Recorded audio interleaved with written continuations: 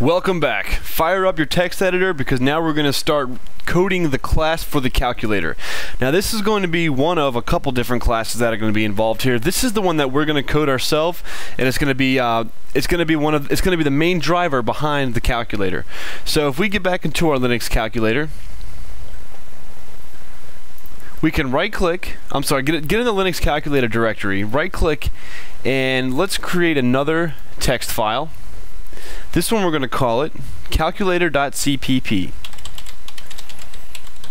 and then select OK. So now we have another blank C++ file. Right click on main.cpp, open it with kwrite, and then when you have that open, minimize it, right click on calculator.cpp, open it with kwrite. Excellent. So press F11, it'll show your lines. I'm going to do the same thing here, F11. Below, using namespace std, type in the following: include, and then in between quotation marks,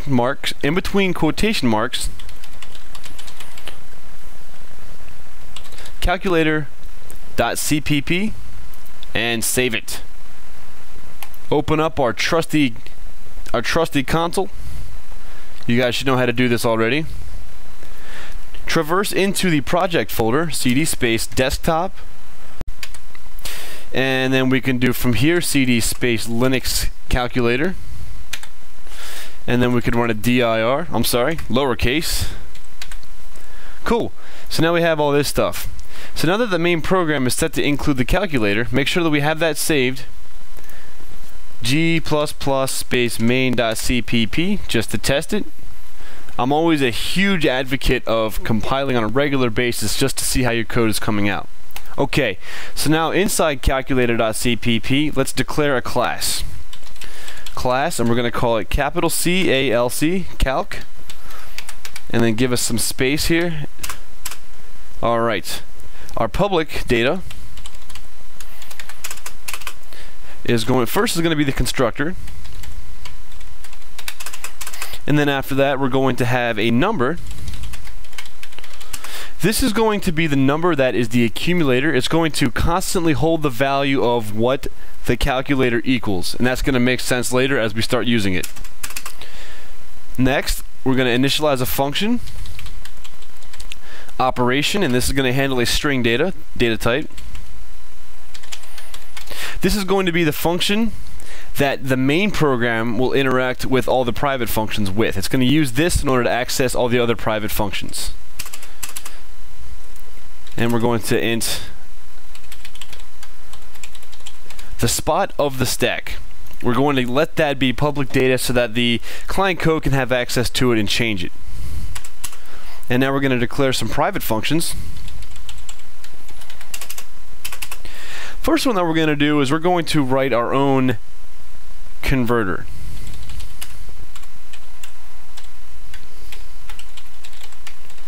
This is going to be a string to float converter. Converts from string to float. And actually, let's just change float. I'm going to change this too. I'm going to change it to a double, and I'm going to change this to a double.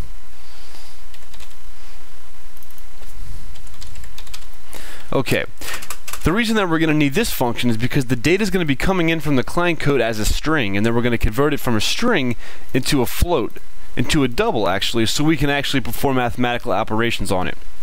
The next one I'm going to declare is the actual stack itself. And this is going to be an array of size 3. This is going to be the stack that's going to hold all of the data, and then once the stack is full, it will then pop, so to speak, and then perform the arithmetic, storing the answer in the very first element in the array. And now we're just going to have the mathematical operations. Each one of them is broken up into different functions. Void. They're all going to be void functions, so they're not going to be returning anything. And I'm just going to copy this. So it's going to be add, subtract, multiply, divide, and then I'm going to also have square root, equal, clear. So it's going to be subtract, multiply, divide, sqrt for square root, equal, and clear, which will clear the calculator. And I'm also going to declare two other functions that's going to work hand in hand with the square root function. It's going to be of double type. I'm going to copy this. First one's going to be square root, and this is going to take a double data type. And the second one is going to be an absolute value, and this is also going to take a double data type. So this is what our class functions are set up to look like. We don't have any comments here, but we'll just go ahead and write some comments just so we know what each one of these is. So this is going to be the answer in the calculator. This function will work with client code. I apologize if I make spelling errors. This is going to hold the spot in the stack, so it's going to be the pointer. This is the actual stack that holds data,